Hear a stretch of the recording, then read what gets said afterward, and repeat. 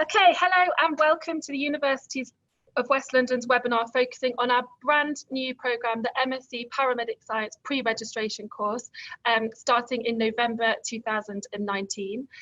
My name is Helen and I work in the student recruitment team here at the University of West London. I'm joined by my colleague Phil Ashwell, who is the Paramedic Science course leader.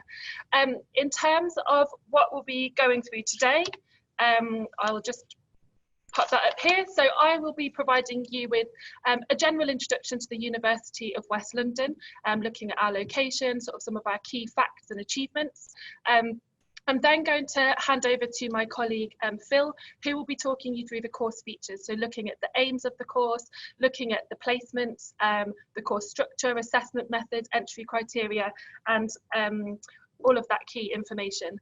There will be the opportunity throughout the webinar for you to ask questions. So you'll see that there's a Q&A function. So please do feel free to type any questions that you have throughout the webinar. Those will either be addressed throughout the webinar if they're relevant to the section of the webinar that we're looking at, or at the end of the webinar. But please do type your questions. We'll be very happy to answer those throughout. Okay, so just in terms of the introduction to the university, you'll see that there's a map on the screen here. Some of you may be familiar with the University of West London, some of you may not, so hopefully this will provide you with a nice introduction. So our West London location has two sites. We have a site in Ealing and we have a site in Brentford. You'll see that these are very well connected to central London, so we're around about a 30-minute journey on the tube and on the train to central London. Our Ealing site's connected by the District line, the Piccadilly line and the Central line. Our Brentford site, which you will see sort of lower down on the map, is connected by National Rail, so by Brentford train station, and that's around about a 20-minute journey into London Waterloo. Our sites are connected by a free 10-minute shuttle bus, which runs approximately every 15 minutes during term time. So as a student on the MSc Paramedic Science course, you'll have teaching at both sites. You'll find some of the facilities, such as our new Simbulance, and you'll find out about that more later, is based at our Brentford site, but you'll have a bit of teaching between the two. Location-wise, you'll also see that we are very close to Heathrow Airport, so we're around about a 20-minute journey from Heathrow. In addition to the transport links, we've got sort of a really vibrant community here in West London, and we're surrounded by really beautiful parks. So you'll see just on this map, there's quite a lot of greenery. So you'll see Gunnersbury Park, Walpole Park. We've got the Royal Botanic Gardens in Kew are really close by. So as well as being very well connected to central London, we've also got a lot of lovely things happening near us. We've got lots of shops and cafes and bars around as well. In addition to what you'll see on the screen, we have a site in Reading. That is specifically for our College of Nursing, Midwifery and Healthcare. That's based in Reading Town Centre. So we have our College of Nursing, Midwifery and Healthcare is based there, and also at our Brentford site. Okay, so I wanted to just sort of highlight some of the University of West London's key facts and achievements. I think obviously when you're looking at universities, it's important that you know some of the achievements that the university has been given over the past few years. So something that we're really proud of is 98% of our graduates are in employment or further study 6 months after graduating. This is really shown through our courses. So our courses are designed to help you then go on to the career that you want to succeed in. So they're very practically focused and in line with what's happening in industry. We also at the university have a brilliant careers service. So they're there to help you with interview support, application support, placements and things like that. Phil will be talking a bit more about placements shortly, so I'm not going to go into that in too much detail. We are really, really proud of this. We've recently been voted top modern university in London for overall satisfaction according to the National Student Survey. I think this is really important because as much as you can hear about the university from webinars such as this, I think it's important that you see that actually the students are really satisfied with the teaching, learning and facilities at the university. And this is something that's constantly being improved. So it's not a case of, oh, now we've got that, that's great, let's sort of stop. It's constantly our facilities, our teaching, it's constantly being reviewed and improved all the time. We recently had over £150 million investment in new equipment and resources at the university. So we've got brand new teaching spaces, we have a 24-hour library, we have lots of social spaces on the campus as well, and also lots of new facilities such as the Simbulance, which you're going to hear about later on. We have our nursing simulation centres, we have like Boeing 737 flight simulator for our aviation students, lots of labs for our forensic students and computing students. So it's really something that we're heavily investing in. And as I said, it's being continued all the time. We have a silver award in the Teaching Excellence Framework, which really highlights our consistently high standard of teaching, so that it was recognised through this award. Our courses are taught by industry experts, so you benefit from their insight and their experience in the industry, which I think is really important. And finally, we are ranked as the 50th university nationally by the Guardian University Guide in 2019. Okay, before we hand over to Phil, I just want to talk you through how to apply. So for 2019 entries, so that's November 2019, all applications are made online by the University of West London website. So when you go onto the website, you'll see, as you see on the screen, there's a Apply Now button. It's in the top right-hand corner of the page. So once you select that, you'll then be asked to complete some details, and you'll be asked to provide the information that I've just put on the screen. So details of the qualifications you have obtained or are currently studying, details of any relevant work experience you've undertaken, whether or not that's paid or unpaid, and the contact details of an academic or professional referee who has known you for at least 3 years. You'll also be asked to provide a personal statement detailing your interest in the course and why you think you're a suitable candidate for the course. Those are some of the sort of basic application process that you need to go through. There's some additional entry criteria which we will touch upon later on in the webinar. For 2021 entry, so after our November 2019 entry, our next intake is January 2021.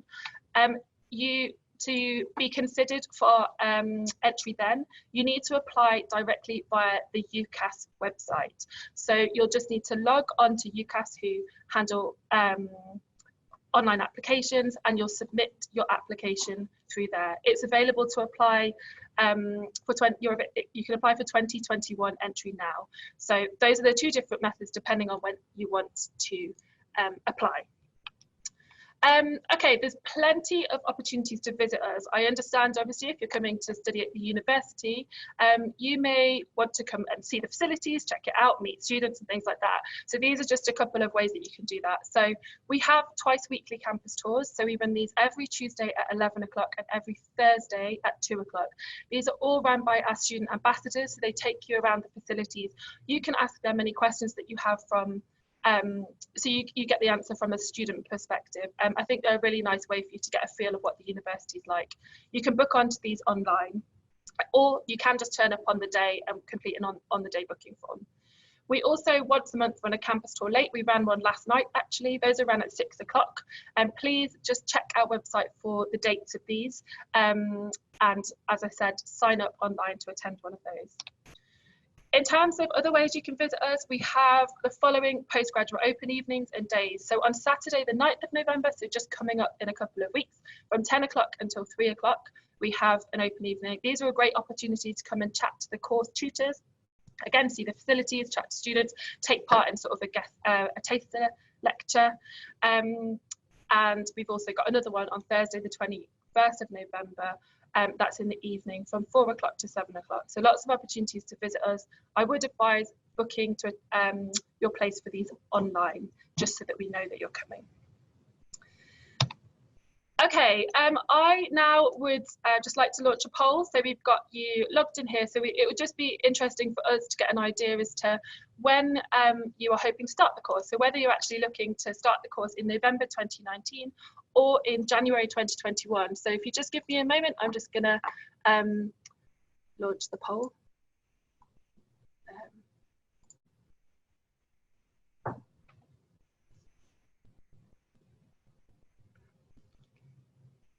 Okay, unfortunately, the poll doesn't seem to be working. So actually, instead, I think what would be quite nice is if in the Q&A section, could you just type in 2019 or 2021 if you're able to, and that will give us a nice indication, and we'll have a look at that. Thank you. Okay, so we've got some 2021s in there.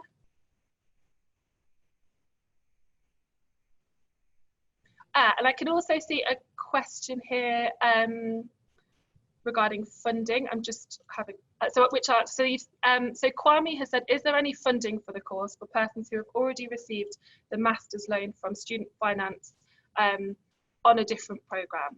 The University of West London does have a number of scholarships and bursaries that are available to apply for. On our website, we have a student finance and funding page, and that provides all of the information regarding the scholarships that are available. So please have a look through that and see what is available for you to apply for. I also think we've got a contact number for our student finance team on there. If you just give them a call, explain your situation, explain funding that you have already, and they will be able to advise you on the best place for you to apply for any additional funding. Okay, so just looking here, we have, it looks like the majority of you are applying for 2021 entry. So for you guys, that will be applying through the UCAS website, as I mentioned. And we do have 2019, one person that's saying they want to apply for 2019. It is still possible to apply then, Andreas, so please do submit your application via the University of West London website. I can see that there's a couple more questions on there. So is there a chance to defer your entry if you become unable to start the course on the year that you have applied? So there are options to defer entry to the course, so that is a possibility. Okay, so thank you very much for taking part in that and for putting your answers in the Q&A. I'm just going to move on with the webinar now. So I'm going to hand over to Phil in a moment, and Phil is going to provide a course overview. So he's going to talk you through the aims of the course. He's going to give you some information about why you should study paramedic science with us at the University of West London and who the course is aimed at. So I am going to hand over to Phil now, and I'll be answering questions later on in the webinar. Thank you, Helen. Hi, everybody. The course aims are to develop good paramedics who can demonstrate safe, effective, compassionate care to patients and carers in out-of-hospital, pre-hospital and emergency situations. We would like our students to be reflective, be able to critically appraise and evaluate their skills. We would like them to have the knowledge, skills and behaviours that underpin ethical practice and compliant with the HCPC standards of conduct, performance and ethics. They will also get an in-depth understanding of the scientific and psychosocial basis of a paramedic practice and its application to the assessment of the management of your patients. We also would like you to be committed to lifelong learning. And what I mean by that is the people that I'm talking to now will have a degree of some kind in health. But when you do this course, it's a level 7 course. I'd like to think that you may, after this course, move on to level 8 and do a doctorate and a PhD and take the paramedic practice forward. So, understanding why we want to study here. Well, Helen's already alluded to the fact that we've escalated up the league tables. And in the Sunday Times table, we went up 31 places to 52 nationally. And we are now 8th in London. We've also been ranked 4th nationally for the student experience and the quality of our teaching. Now, this is the highest, we scored the highest here in London out of all the London institutions. The quality of the teaching within this course, we like to pride ourselves on it because we worked hard to get people in to teach you guys, as well as the teaching team that we have here, is to teach you from the experts in that particular field. whether it's mass casualty, whether it's infection control, whatever the subject, we will have somebody who's an expert in that field. So you will have evidence-based teaching throughout the 2 years that you're here. The course is aimed at people who have a undergraduate degree of 2.2 and above, and that can be in nursing midwifery. It can also be in biomedical sciences, as long as it's a 2.2 or above. But you have to demonstrate that you have had patient contact and direct patient contact, and quite a lot of experience with the patient. So, you know, when you apply for this, I would like you to think about the work experience, whether it's paid or unpaid, it doesn't matter, but you have to evidence that to us.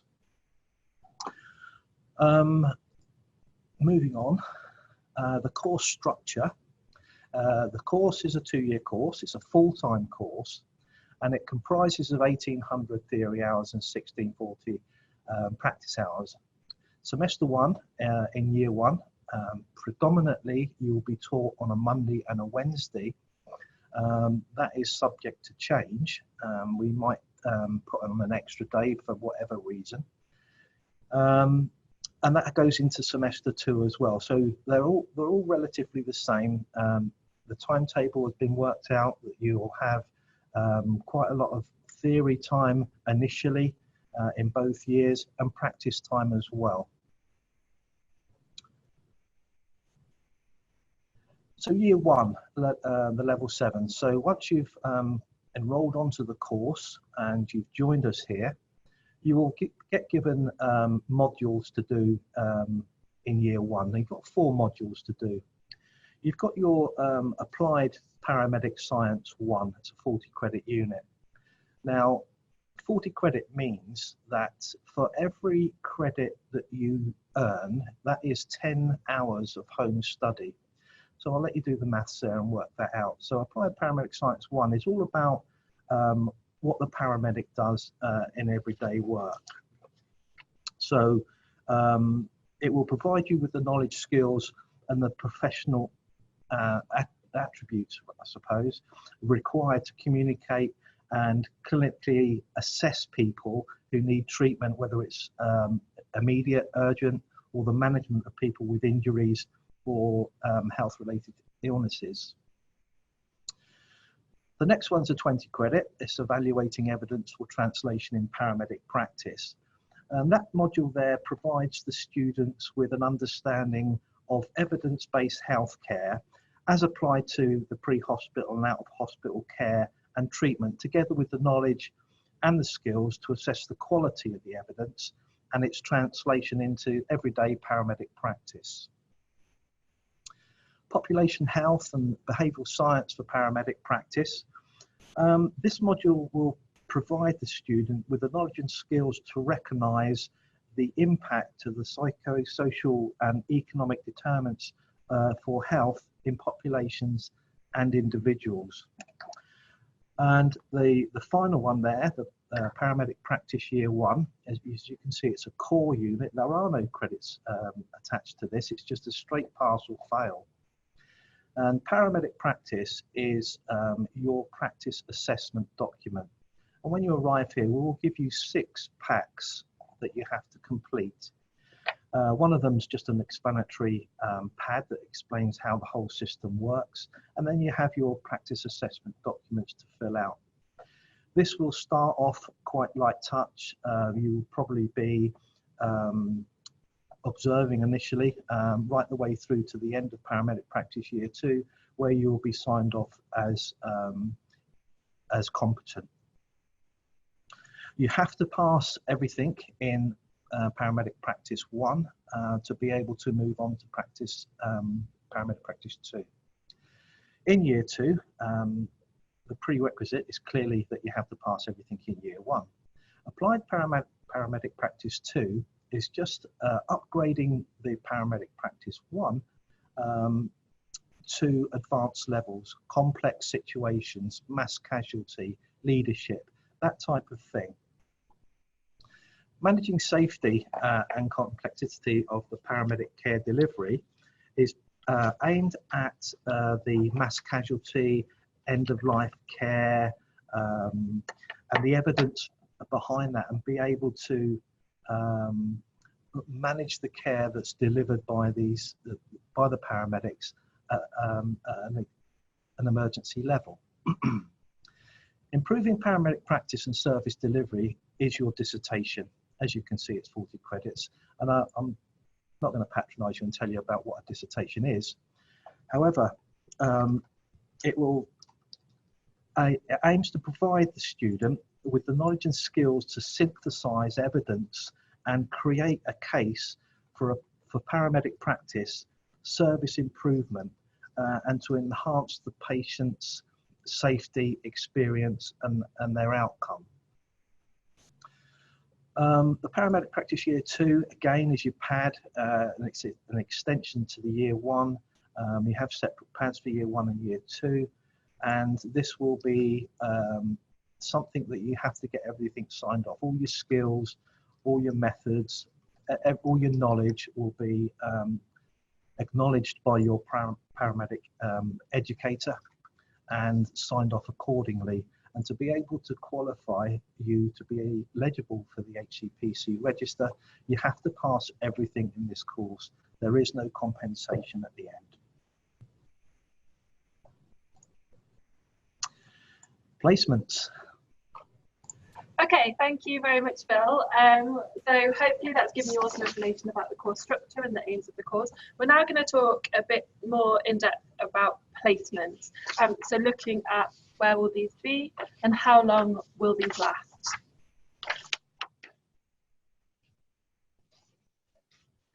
So the placements predominantly will be in the West London sector, it's like the M4 corridor really. And you can see there the training stations, the 5 training stations that we have. Our partners in this course are the London Ambulance Service, and you can see where they have other bases as well. Also based in this area is the HART team, the Hazardous Area Response Team, and that's in Clock Tower Road. So for those starting this November, you will have 1 6-week placement initially after your first theory block, 1 7-week, 2 weeks where you'll have preparation for practice weeks. Now these are practice weeks where you might come into university or you might go out to the practice area to prepare you for the practice weeks that are coming up. And this is where the timetable may change slightly, where you'll be in for maybe 3 or 4 days into uni, and may even be 5 days when we get there. The first practice block that you get is in the NETS, which is a transport service, ambulance transport service, and there's outcomes to be signed off there. There's a separate pad for that. You get 2 weeks in non-emergency patient transport, which I've just explained to you, and the 4 weeks in a healthcare placement. Now, the healthcare placements will be away from the ambulance service as such. So you won't be in an ambulance, but you could be in theatre, in the operating theatre. You might be in high dependency, intensive care, a GP surgery, a hospice. And it's that type of thing that we're exposing you to, again, getting things signed off. And year 2, very similar. So you get 2 7-week placements here. You get your 2 preparation for practice weeks again. And again, the first block with the last placement in year 2, and the final placement is with the London Ambulance Service. But again, you have to get everything signed off. You have 4 weeks of healthcare placements again, and I've just explained to you those types of placements where you may be going. Okay, so hopefully that's covered your questions about placements. If not, feel free to answer, to type a question in the Q&A section. I just want to point out there's a few questions about entry criteria in the Q&A. We will be getting to that shortly, so we'll try and address those questions soon. Okay, so we're now going to look at the assessment methods. So how will this course be assessed, and will this be more practical or will this be more theoretical? What is the split? Okay, so when you're here, we use lots of different assessment methods. Obviously, you can see the first one there, critical reflection. You'll be doing that throughout the 2 years, and you'll be doing it here. You'll also be doing it in practice as well. Interprofessional learning, you will do it here and in practice, and we will do it here in our simulation centre, which I'll talk about in a minute. We'll do that with the nurses, midwives, people in the service. You will deal with the fire brigade, the police, GP surgeries, and other areas where you feel that you might have to refer a patient to. You will be writing critical analysis and synthesizing any evidence that you find. You will be given guidance in this within your lectures, and you will be you can get the help from our academic skills department, where you can put your work in and ask them to read it to see if it makes sense, etc. You have a lot of support with your assessments. You have the team here. Everybody that comes into the university will have a PT, a personal tutor, which should be your first point of call if you've got anything that you need to bring up. Your practice learning, which is a compulsory component, which I've just spoke about in the PADs, and underneath that you've got the PAD assessment document, which also records your essential skills, which we'll talk about that when you first join. Something that you need to do prior to going out to practice, and it also records your hours of practice as well. You will be doing a lot of simulated learning in our simulation centre. Now, OSCEs, Objective Structured Clinical Examinations, will be used a lot. Now, I don't know whether any of you have been involved in OSCEs before, but the mannequins will perform things that patients will perform. They will be ill, injured, and we try to emulate that as close to real life as we possibly can. Initially, in your simulated learning, you will start off with part task training, how to cannulate, how to take somebody's blood pressure, that type of thing. And as we get through the course, we start putting all these skills together so that we create an immersive environment. Now, you will be put into situations when you're in the ambulance service that are quite stressful. So we try to alleviate that stress by putting you through these OSCEs, by evaluating your practice. All the time that you're in the simulation centre, we'll be doing that. And it's kind of like a stress inoculation where we expose you to stressful situations. We expose you to the pressures of that situation, and we try to create an environment that is as real to life as possible, alleviating some of that stress that you're going to find when you go out to practice. We will be assessing your progress throughout the whole 2 years anyway, and we want you to be able to deliver safe practice and effective practice for your patients. So the assessment methods, so you've got the 4 units there. So Applied Paramedic Practice Science 1, you'll have practical, so you'll have 3 OSCEs there. You'll have a examination, MCQ examination, and then you'll have an assignment as well, evaluating evidence for translation in paramedic practice. You will have a written assignment, and you'll also have an oral assignment to do. Now that's an oral presentation, and you'll be given guidance on what goes into that and how long it is, etc., when you see the module guides. Population health and behavioural science for paramedic practice is just purely a written assignment, and again you'll get guidance on this. Paramedic practice year 1, that's just off the screen there, it's all practical. It's a pass-fail, and you will be doing that out in practice, as I said, with your pads. And sometimes, very occasionally, you won't be exposed to everything, every different condition, every adjunct that you may use in practice. So therefore, some of your practice, paramedic practice year 1 pads may be signed off here at the university by one of us. So again, year 2, applied paramedic science, practical, again, you'll have 3 OSCEs and a written examination. The managing of safety and complexity, patient care delivery, a written assignment for that. You'll have one that is like a brief and then one that's a major piece of work. Improving paramedic practice and service delivery, which I said earlier, is your dissertation. As you can see there, the written assignment is 70%, so that will be your dissertation.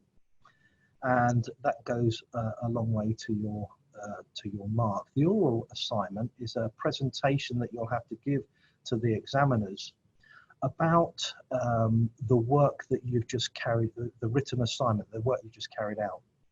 And it'll be a discussion about how you got there, why did you pick that particular subject, etc. Paramedic practice year 2 is again extension from year 1, going into more detail, more complex cases, different illnesses, people who are at the end of their life, and mass casualty, and very important, it'll be about leadership as well.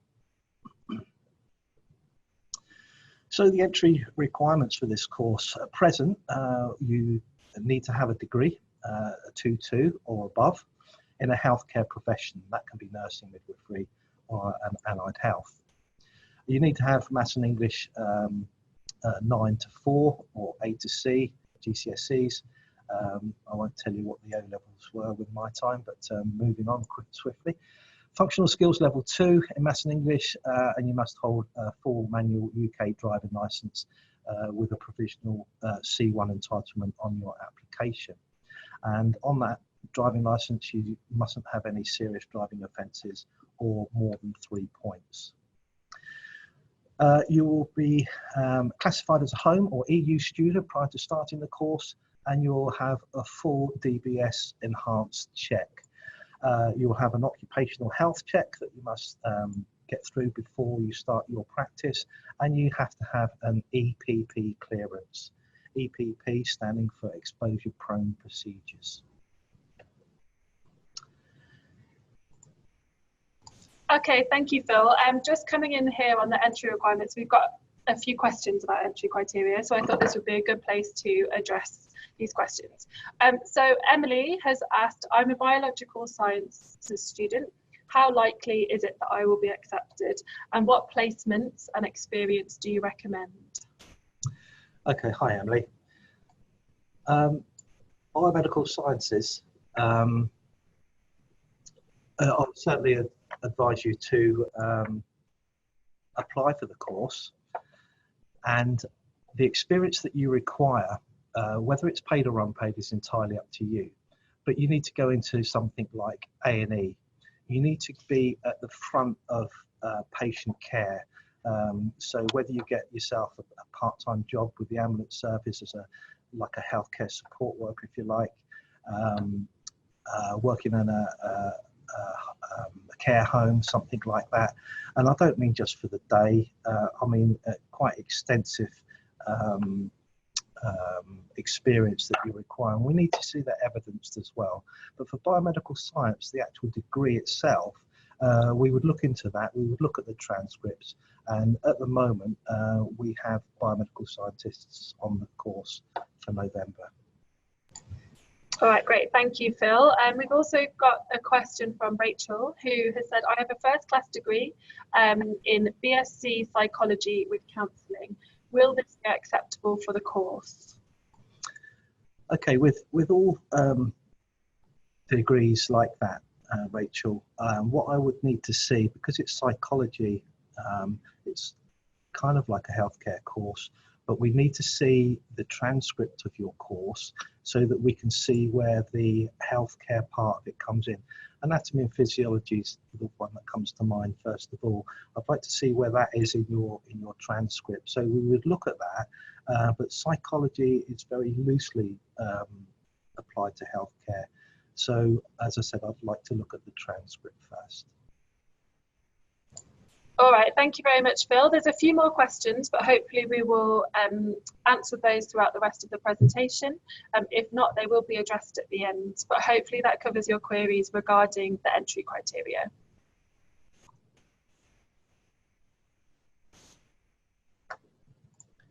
Okay, so now we are going to have a look at some photos of our brand new simbulance. It's very exciting. It's just arrived at the University of West London, and it's something that as a paramedic student you will be using. So Phil's just going to talk you through some of the photos that we have here. Okay, so we've termed the ambulance into a simbulance. Now, that might be quite funny to some of you, but what we've created here for you guys is we've built an ambulance, a simulated ambulance, hence simbulance. Now the inside of this ambulance is exactly the same as a London Ambulance Service ambulance.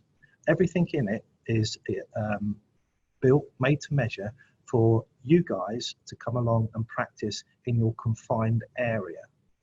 Although you will be working in here, and it doesn't move, the ambulance doesn't move, it hasn't got a cap, but the inside of it is exactly the same size, and all the kit is exactly the same as you'll be using in practice. Saying you will be working in here, you will for sure. However, most of your work is probably not done in the ambulance. It's probably at the patient's side, wherever they may be. They may be in bed, they may be on the sofa, they may be in a toilet. So a lot of your practice will be outside the ambulance, hopefully getting your patient into the ambulance to get them off to the appropriate area for care. So as you can see, that's a bit of a wide angle bit, but again, it's exactly the same size as you will be working in. So you've got your trolley, you've got your 12 lead ECGs, you've got your chairs, you've got all your drugs and your backpacks that you'll be requiring. Everything in there is exactly the same as a London Ambulance Service ambulance. Again, the monitors we use are exactly the same. The ALS kits, advanced life support kits, are exactly the same bags, same drugs. Defibs, exactly the same again. We can use training defibs, which means that you don't actually deliver a shot, but we will also be training you with live defibs, because obviously that's what you'll be doing.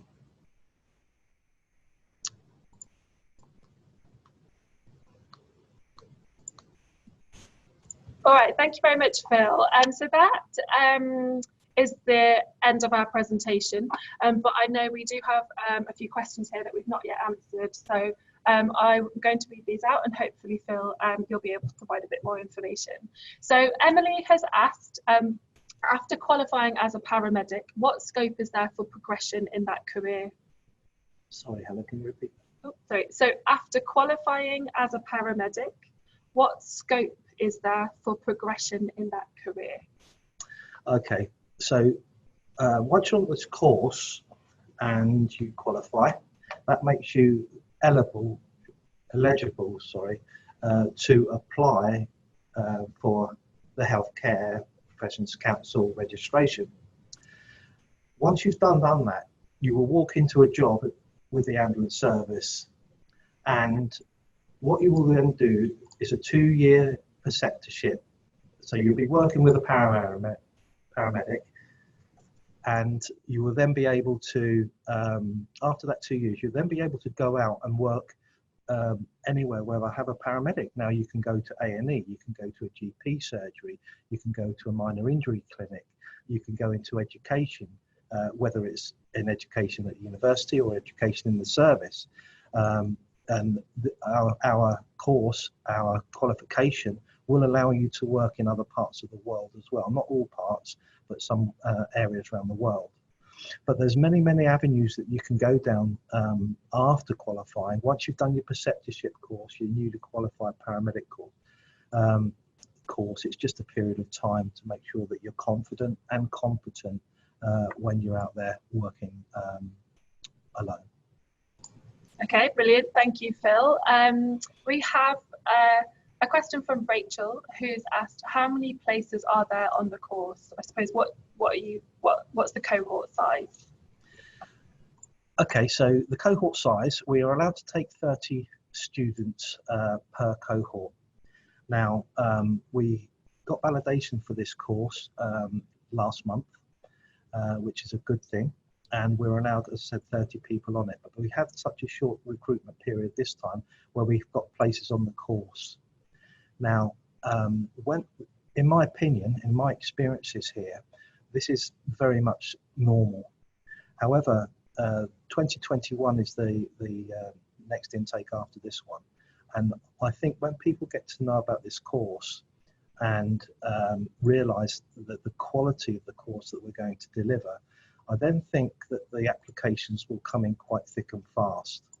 So if I was in your shoes, if I could, if the situation was right, I would get onto the November course. But in the 2021, if you're applying for that, I would apply for it, obviously, and I would really seriously think about how you're going to write your personal statement, because your personal statement is so important that when we read it, I want to be able to read it and feel your commitment, feel your passion and compassion, so that I can say that you actually have something a little bit different. So I think that in 2021, I think we've got a potential for being oversubscribed, because, as I said, that's my experience in these situations. All right, thanks, Phil. So our next question is, when is the next entry after 2021? That's from Emily. Hi, Emily. After 2021, it'll be January 22. Thank you. Nice, easy answer there. Okay, so we have an anonymous attendee has asked, is HCPC registration guaranteed after completing the course? Can one prescribe after completion, or will we require further training?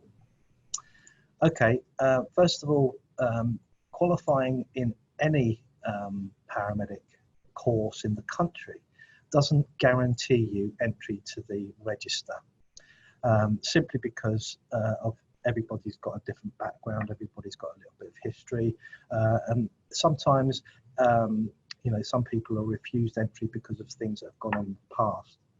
So what it does do, by qualifying on our course, it gives you the right to apply for registration at the HCPC. It doesn't give you the right to be on the register. So you apply as normal to any council, and they will look at you as an individual, look at where you studied.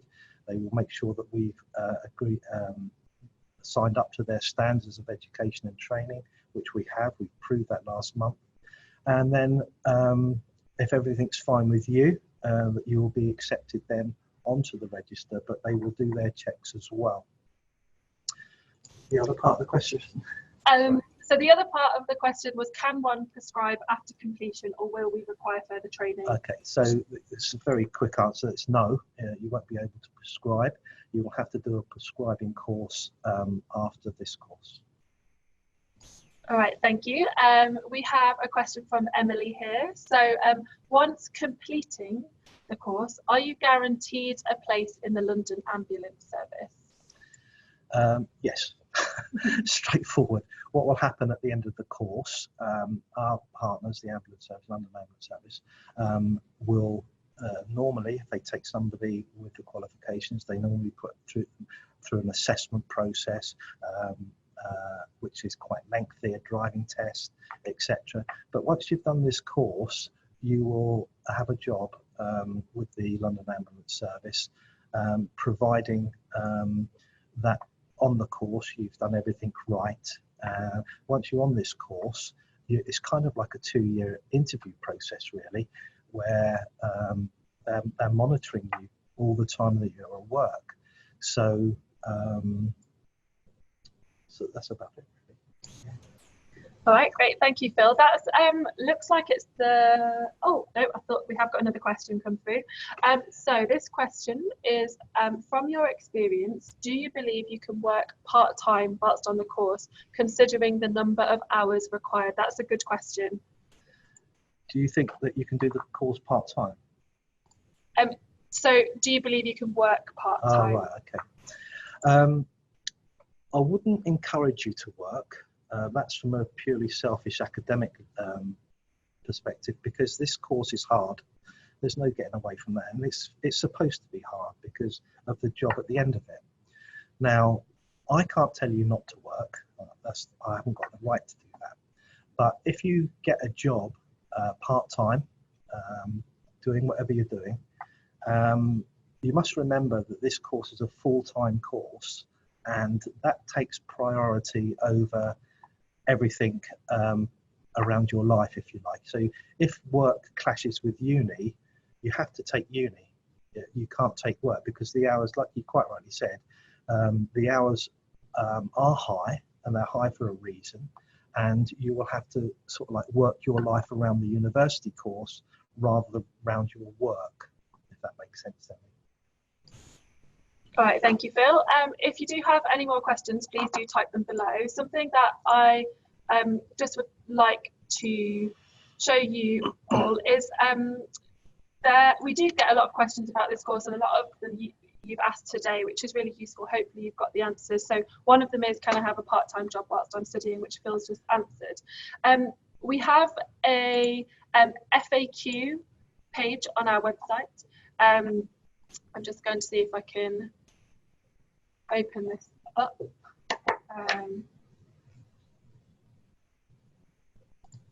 Okay, it doesn't look like it will show that to you. But what I would say is, if you go to the course page on the website, just scroll down towards the bottom, and it's a frequently asked questions document. Oops. Not sure what's happened here. I'll just go back to this. It's a frequently asked questions document, and it answers a lot of the questions you've asked today, actually. So if you do want to go back to refer to it, or there might be some additional questions on there, please have a look at that. It's really, really useful. I'd also say this webinar is being recorded, so you'll be sent a link to the webinar afterwards. So if there's anything you want to go over, to look at the modules and things like that, go over some of the questions that Phil's just given to, the answers that Phil's just given to your questions, then you'll have that available to you. I'm just going to have a quick look and see if there's any further questions. No, it doesn't look like they are. So I'm just going to hand over to Phil to say some final words. Okay, guys, there's a couple of questions there that I will answer. One of them is, do you get paid while undertaking these practice placement blocks? No, you don't. You don't get paid for being on the course. Again, you have to pay your own fees. You don't get paid for the course going out into practice either. And you have to make your own way there under your own steam as well. I said earlier about the study days at university are predominantly Monday and Wednesday, but we can add days into that slot. Do you need to wear a uniform when you're in practice placement? Yes, you do. It's very simple. You have to be very visible, and the kit that we will get for you, you say there, who pays for this? We will buy you 3 shirts with the university emblem on the left breast. We will buy you 2 pairs of trousers, paramedic trousers, to the correct quality. We will also buy you a 3-in-1 fluorescent jacket for the winter as well. So we will get those, as well as your student paramedic epaulets. We will give you 2 sets of those, because you have to be recognised as a student paramedic and not a paramedic. It's against the law to do that. So that's the types of things that we will pay for you, and we will advise you on the things that you have to pay for. Now, please don't go out and buy yourself a fluorescent waistcoat or anything like that, because they do differ in their grades of brightness, and we have to have them at a certain brightness. So if you're wanting to do something like that, please get in touch with me first, and I'll tell you the quality that we require. Okay, that links very nicely actually onto our final slide, which is just contact details. So Phil's email address is on there, and as well we've got the student recruitment email address on there. So please feel free to email us with any questions that you have regarding the course. we will both be happy to answer them. As I mentioned earlier on, if you haven't already been coming along to one of our open days, either on Saturday the 9th of November or Thursday the 21st of November, they're a great opportunity to, as I say, see everything and chat with the course tutors one-to-one. That is all from me. Phil, do you have any final words for the webinar? Is there any more questions? We haven't got any more questions. Looks like we've answered all of them. Okay, thanks for listening, guys, and I hope to see you in the future. Yeah, thank you very much for joining, and best of luck with your application.